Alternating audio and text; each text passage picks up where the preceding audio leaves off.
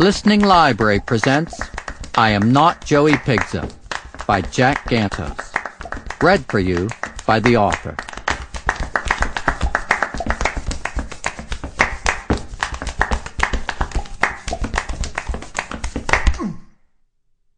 Chapter 1.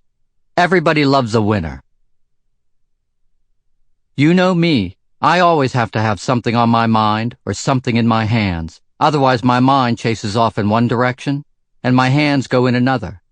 This is how trouble starts for me, because if my mouth controls my mind, and my hands control my body, then I'm totally split in half. And as my grandmother once said to me, "You are like a chicken with its head cut off." I am not, I argued right back, puffing out my chest. My head is screwed on. Not for long, she snapped, and lunged at my neck with her bony fingers. But I was too fast and ran off. Granny didn't like to be wrong, and the next day she brought a live chicken home when Mom was at work and called me out to the backyard. "Watch this," she said breathlessly as she flicked her cigarette toward St. Mary's Cemetery, which bordered our backyard. She stepped on the chicken's neck and pressed it to the ground with her bare foot as she raised a hatchet up into the air. "What you see next is just what I'm warning you about."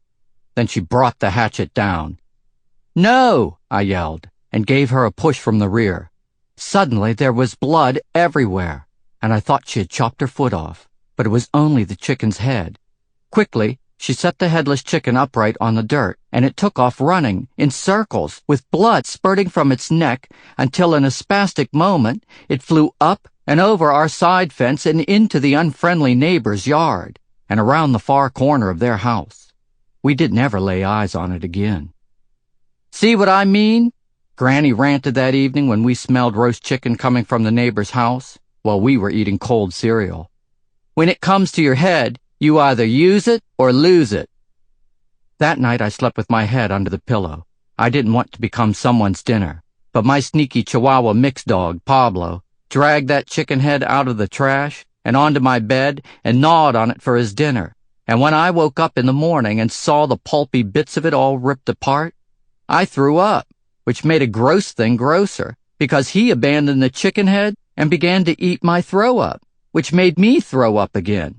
And he wanted to eat that, too. Once, I asked the vet if Pablo could have a med patch like mine to make him less hyper, and the vet said his meds would be called a cage. So anyway, today I was walking home from school thinking about this granny chicken business and wondering if I could make a headless chicken costume for Halloween next week, when I passed a box for a small little Chef Boy refrigerator, and it stopped me in my tracks. As strange as it sounds, refrigerator boxes really remind me of my grandmother, because in the old days, when my spring got wound too tight, she was always threatening to put me in a refrigerator and give me a special granny timeout, which would have been an eternal timeout, because everyone knows that if you stick a little kid in a refrigerator for too long, then you just have to push the refrigerator over onto its side, and it becomes a pretty handy coffin. Just lift the door open so the light pops on, and if it were me inside, you'd find my stiff fingers folded neatly around an empty mayonnaise jar, and a big creamy white mustache on my upper lip. But it didn't get to this. Granny never could manage to shove me inside a refrigerator because my arms and legs are long, and I was like a four-legged octopus gripping the outside edge as she pushed on the soft middle of me. "I promise to let you out before you turn dark blue," she'd grunt, huffing and puffing and trying to make a deal. But I knew better, even after she offered me money, because you can't spend it when you are dead. When I saw that box in some neighbor's front yard trash pile, I stood there for a minute thinking about Granny, because she is the one who is dead and buried in St. Mary's Cemetery now, and I miss her. I didn't mean to start thinking about what she went through, being cremated and her ashes poured into her special jar. But then I did start to imagine it, and when I pictured her coffin all in flames and her hair on fire, and all the awful thoughts you can have about a dead person you love, I just got really antsy and had to think of something else. I had to do something with my hands so I could put my racing mind to rest. I glanced over my shoulder and made sure nobody was watching. Then I hunkered down like a cartoon burglar does before he steals something, and I grabbed the box by one of its loose flaps and began to drag it loudly down the street to my house. It sounded like I was dragging a really unhappy animal by the ear. I still wasn't sure what I was going to do with it, but I just had a burning need for that box. I guess I missed my grandmother, and hauling a box around was a lot better than digging up her jar full of ashes for a graveside chat. I knew Mom would flip if I dragged a dirty box off the street in through the front door, because of her House Beautiful rules, which just started a few months ago, after a big truck pulled up, and instantly we had all new furniture and wall-to-wall carpeting. "Where'd that stuff come from?" I asked her, because she was always saying we were flat broke whenever I wanted something new. "Secret admirer," is all she said, and then she got that lost in love look on her face, and I dropped the subject. I never like hearing about her boyfriends because I'm supposed to be her big man around the house. So I dragged the box around to the back of the house, and I guess that's when my mind kicked in, because the moment I dropped the box, my hand stopped working, and I got a big idea.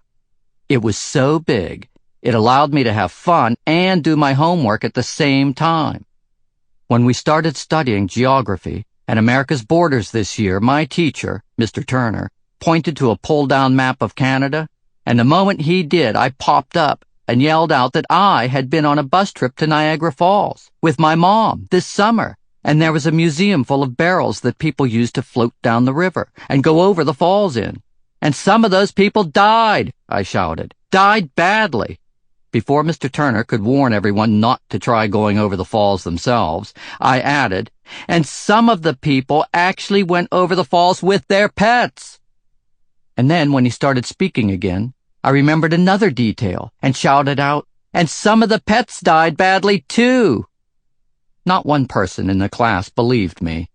They never believed me, because during the sensitivity lesson, on the first day of school, when we were all practicing how to be really honest and kind to each other, I was dumb enough to honestly announce that I actually made up more stuff than I really knew, because my imagination was bigger than my brain.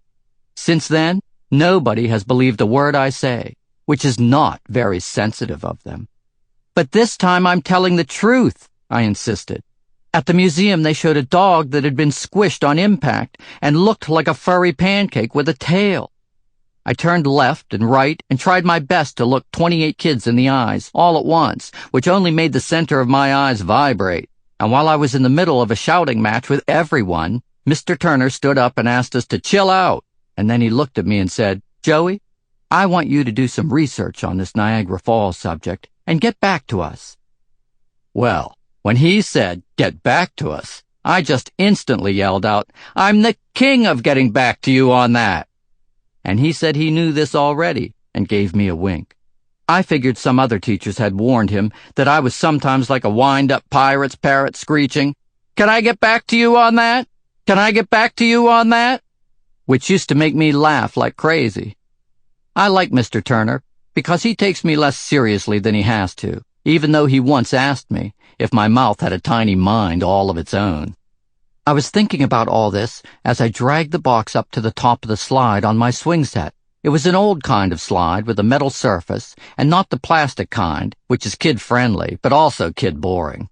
I mean, you need something solid and smooth like the metal kind if you're going to coat it with Wesson oil and put a cookie sheet or something on it and fly down. I was going to use the box to experiment with going over the falls. I knew the barrels that people had sat in were filled with some kind of cushioning material, so I raced into the house and yanked some fancy throw pillows off the new couch before Mom saw me. But Pablo and my new dog, Pablita, heard me, which was good because they followed me out back where they could be part of my research experiment.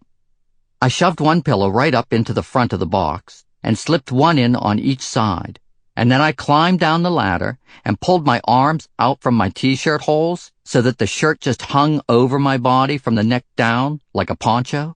Then I scooped up the dogs and slipped them under my shirt so that their heads stuck out of the empty armholes and made me look like a three-headed freak boy.